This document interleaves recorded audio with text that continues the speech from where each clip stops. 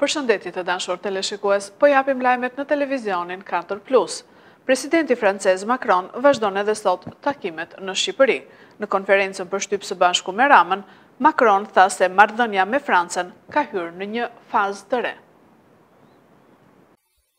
Presidenti Macron, që mbërriti dje në Tiranë për të marrë pjesë në samitin e 4 të Komunitetit Politik Evropian, vazhdoi sot takimet me zyrtarë të lartë të vendit.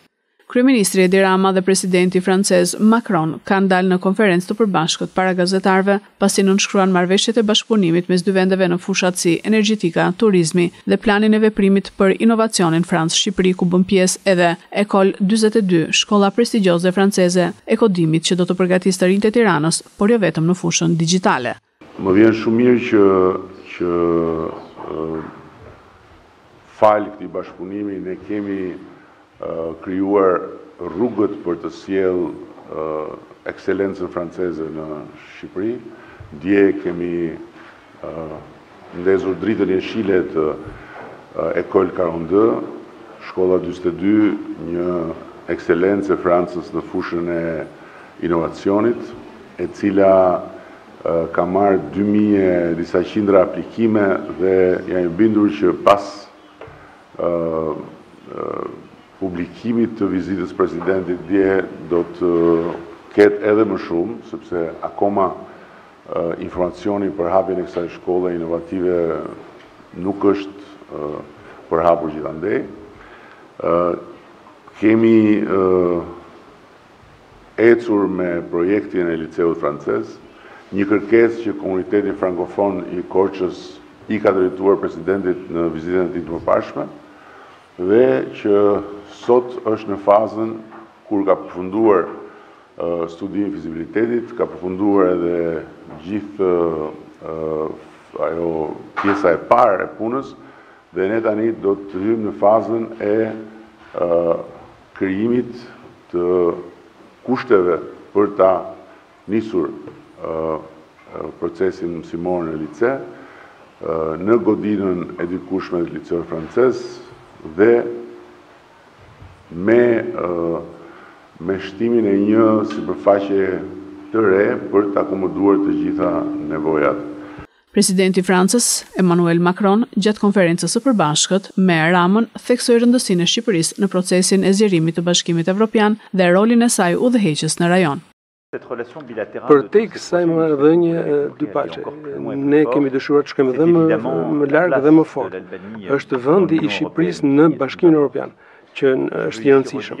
Dua ta rishpreh këtu bindjen e plot që kam, që shpreha gjatë vizitës së mëparshme për ribashkimin e kontinentit evropian, për të bërë ballë sfidave të përbashkëta. Shqipëria ka treguar udhën, ka bërë avancime shumë të mëdha këto kohë të fundit. Ka bërë shumë blloqe kapitujsh të negociatave. Unë kam besim të ajo që do të bëni ju, dhe jam shumë i lumtur për mandatin shumë të qartë që keni pasur. Udha e Shqipërisë është shumë e qartë drejt BE-s. Reformat ambicioze që po bëni, dhe pas këtyre reformave dhe këtyre blloqeve negociatash, që duken shumë teknike për bashkëdhetarët tuaj, është një udhë, është aventurë që është shumë sensibël. Folëm pak mbrëm për këtë udhën europiane. Franca do jetë krahasues për të shoqëruar në këto reforma dhe për të mbrojtur dhe për të shoqëruar në mënyrë që meritat tuaja të njihen nga të gjithë dhe që agjenda të mbahet. Partia Demokratike protestoi dje në ditën e samitit të Komunitetit Politik Evropian. Nuk i njohim zgjedhjet, ishte thirrja e protestuesve. Partia Demokratike protestoi dje në ditën kur u mbajt samiti i Komunitetit Politik Evropian për zgjedhjet e 11 majit, të cilat kryetari i Partisë Demokratike Sali Berisha i quan një farsë elektorale. Protesta, ku ishin të pranishëm edhe drejtues politik të Partisë Demokratike, nisi me thirrje nuk i njohim zgjedhjet apo edhe me kërkesën për qeveri teknike. Kryetari i Partisë Demokratike Sali Berisha, që sapo ishte kthyer nga Brukseli, mbajti një fjalim të ashpër ndaj qeverisë. Berisha akuzoi Ramën për vjedhje votash dhe paralajmëroi se betejë e Partisë Demokratike nuk do të ndalet këtu. Njoha miqt, ne të gjithë shkeljet monstruoze dhe binja e përgjithshme ishte se karrierja e Edi Ramës qëndron mbi krimin monstruoz të grabitjes dhe plaçkitjes së zgjedhjeve të qytetarëve shqiptar. Të dashur miq, Forumi Botëror i Partive të Qendrës Djathtë u njoh me përdorimin nga Edi Rama të bandave më të rrezikshme të Shqipërisë, rajonit dhe Europës. U njoh me listën e kandidatëve të krimit me në krye Edi Ramën dhe vazhdon me Sara Milen, me Hoxhën e ministrin e krimit, me Taulant Ballën, me 10 kandidatë të tjerë të botës së krimit. U njoh dhe u denoncua botërisht përdorimi i qindra milion eurove për të blerë vullnetin e qytetarëve shqiptar. Dhurata 70 milion euro për votën, falja e 200 milion eurove të gjobave, mbi gjysmë miliard euro koncesione dhe prokurime. Pra, zgjedhjet në Shqipëri ishin farsa elektorale më shëmtuar pas rënjes perdes hekurit në Ballkan dhe në Europë. Partia Demokratike ka paralajmëruar se kjo është vetëm nisja e një fushate më të gjerë politike dhe diplomatike për të kundërshtuar procesin zgjedhor të fundit dhe për të kërkuar ndërhyrje ndërkombëtare. Forumi ndërkombëtar i investimeve të ardhshme u mbajt sot në Tiranë. Në fjalën e tij, kryeministri Rama u shpreh se një epokë e re mund të vijë për Evropën dhe kontinenti duhet të mendojë të bëjë të pamendueshmen. Sot u mbajt Forumi ndërkombëtar i investimeve të ardhshme, një platformë globale që mbledh lider botëror dhe drejtues të korporatave më të mëdha në botë, për të diskutuar inovacionin, investimet dhe të ardhmen e ekonomisë botërore, ku mori pjesë edhe Kushner dhe Andrej Trump, i cili do të flasë si drejtues dhe themeluesi Affinity Partners. Kryeministri Edi Rama në fjalën e tij shprehu mirënjohjen për presidentin e Francës, Emmanuel Macron. Rama tha gjithashtu se ndihet mirë që është kryeministër i Shqipërisë në një moment kur Macron drejton Francën. Rama theksoi edhe arritjet e qeverisë dhe progresin e Shqipërisë gjatë periudhës së tij në pushtet. Të flasësh me një herë përpara Emanuelit nuk është më e mira që mund të të vi apo të kesh në jetë, sepse ai e di si të flas. Dhe vjen nga një jetë e mëparshme ku i është dashur të merret me investues, me njerëz të biznesit, me kapital, ndërkohë që unë vi nga një jetë e mëparshme ku më është dashur të merrem me ngjyrat dhe me ekspozitat. Jemi shumë krenar për atë çfarë kemi arritur deri më tani. Më besoni, askush nuk do ta kishte imagjinuar atë çfarë po ndodh sot, atë çfarë ndodhi dje, dhe nuk po flas për imagjinatën e 100 viteve më parë, po flas për imagjinatën e 10 viteve më parë, 5 viteve më parë.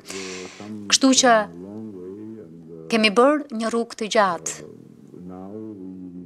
Tani më jemi dëshmitar të rezultateve, të ndryshimeve që po realizojmë. Presidenti francez Macron në fjalën e tij tha se duhet ta trajtojmë tregun e përbashkët në 3 sektor kritik: financë, energji dhe telekom. Macron ftoi investitorët të investojnë në Shqipëri, duke shtuar se do të gjejnë një udhëheqje të fortë. Ky është një vend i stabil dhe i besueshëm, dhe në këtë botë mos i nënvlerësoni fuqitë e cilësive të tilla. Dhe jam shumë i lumtur që jeni këtu për te shakave që bëj me kryeministrin Edi Rama, sepse këtu në Shqipëri qartësisht keni në fakt pikën hyrëse në këtë rajon Ballkanit Perëndimor, po edhe më gjerë, dhe është një pikë kyçe në mesdhe dhe në Europë. Ndaj ju inkurajoj të investoni në Shqipëri sepse keni një udhëheqje të fortë dhe nuk flas vetëm sepse është miku im, por sepse ka sjell rezultate dhe në 2 vitet që vinë, duke qenë se ka një mandat të qartë, do të jenë pjesë e BE-s. Dhe dua që të dini, të jeni të sigurt që ne si Europian do të japim rezultate. Tashmë që kemi një linjëzim të fortë midis Francës dhe Gjermanisë, do të bëjmë maksimumin që të realizojmë agjendën që folëm. Pra ju lutem investoni në Europë, ju lutem besojini Europës, sepse kemi nevojë për besimin tuaj, për investimet tuaja, në mënyrë që të realizojmë këtë agjendë kaq ambicioze, sepse mendoj që është agjenda e dur jo vetëm për europianët, por edhe për rajonet e tjera.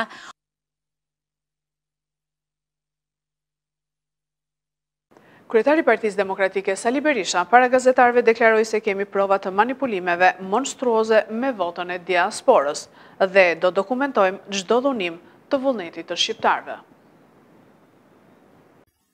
Kryetari i Partisë Demokratike Sali Berisha doli para gazetarëve në një konferencë për shtyp. Ai quajti zgjedhjet e 11 majit farsën më të shëmtuar të 33 viteve në Shqipëri. Gjithashtu akuzoi Partinë Socialiste dhe qeverinë për manipulime të votës së diasporës. Berisha theksoi se ato ishin të shoqëruara me krime elektorale, që ndikuan në rezultatin e kutive të votimit, duke e konsideruar këtë procesi të gabuar dhe larg vullnetit të lirë të shqiptarëve në diasporë. Në të gjitha këto takime, unë njoha bashkëbiseduesit e mi me vjedhjen e madhe të haptë dhe publike të votës së qytetarëve shqiptar nga narkodiktatori Edi Rama dhe në këtë aspekt u paraqiten vendimet e qeverisë për bonusin famoz 100 euro për vot për çdo pensionist, vendimi i qeverisë për të falë 200 milion euro, kurse fatura e parë është 76 milion euro, punësimet, 10 mijëra punësime për vot, 10 mijëra hektar kanabis për vot. Janë këto akte të cilat rrëzojnë në mënyrë përfundimtare farsën elektorale të 11 majit. Pa llogaritur këtu, ndërhyrjet e fuqishme të krimit të organizuar në 20 bashki të vendit dhe 10 qarqe. Rezultatet e këtyre ndërhyrjeve kulmuan me në të votuarit e të votuarve në Shqipëri persona anonim si Sara Mile, Arken Balla e të tjerë. Presidentja e Kosovës, Vjosa Osmani, foli ashpër ndaj Bashkimit Evropian. Sipas saj, më shumë po hapet dera për ata që falen te Putin. Të premte në samitin politik evropian e ftuar ishte edhe presidentja e Kosovës Vjosa Osmani, e cila kritikoi ashpër vendet anëtare të Bashkimit Evropian. Para samitit, Osmani tha se nuk po vlerësojnë reformat e linjëzimi me politikat e Bashkimit Evropian, por sipas saj po jepet një shembull i keq me tolerimin që po i bëhet Serbisë. Për fat të keq po jepet një mesazh shumë i keq për rajonin ton, se më shumë po hapet dera në raport me ata që po shkojnë në Moskë të Putinit, sesa për ne që nuk shohim rrugë dhe alternativë tjetër për Kosovën. Presidentja e Kosovës kërkoi heqjen e masave ndëshkuese që Bashkimi Evropian ka vënë para më shumë se 2 vitesh ndaj Kosovës. Ka më shumë pritshmëri sa i përket një lloj balanci nga ana e BE-s, për shkak se siç e dini Kosova është në masa, Serbia nuk është, dhe kjo e prish balancin, barazin mes palëve në tryezën e dialogut. Ka më shumë shpresë që edhe nga zonja Kallas, edhe nga përfaqësuesi i ri për dialogun do të shtyhet më shumë përpara heqja e masave dhe trajtimi i barabartë i palëve. Ne do të jemi konstruktiv. Gjatë samitit, presidenti Osmani ka takuar edhe Kallas, me të cilën ka biseduar për rrugën e Kosovës drejt Bashkimit Evropian. Këto ishin lajmet tona për sot. Lajmet i gjeni dhe në internet në website-in 4plusmedia.tv. Bashk mirupafshim. Fundjavë të këndshme.